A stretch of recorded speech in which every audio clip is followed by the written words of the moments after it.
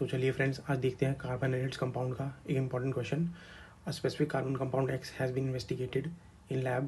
It is found that it has melting point of 156 Kelvin and its boiling point is recorded as 351 Kelvin. The molecular formula of the compound is found to be C2H6O.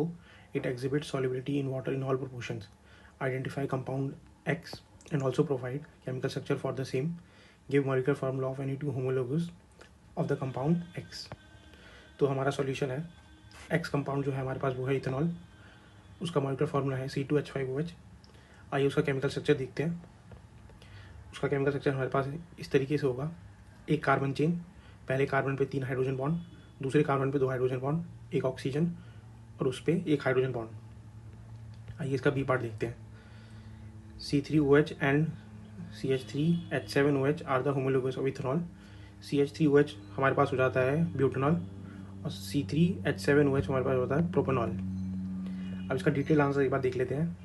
The preceding homologous of C2H5OH is CH3OH और succeeding हमारे पास होगा C2H5OH का, वो होगा CH3H7OH.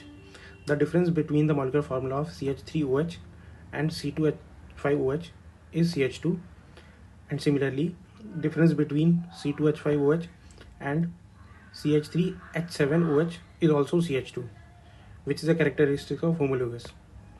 अब आइए इनका molecular mass एक बार कैलकुलेट कर लेते हैं. CH3OH का मॉलिक्यूलर मास हमारे पास हो जाएगा 1 × 12 कार्बन का मास, 3 × 1 हाइड्रोजन प्लस 1 × 16 ऑक्सीजन प्लस 1 × 1.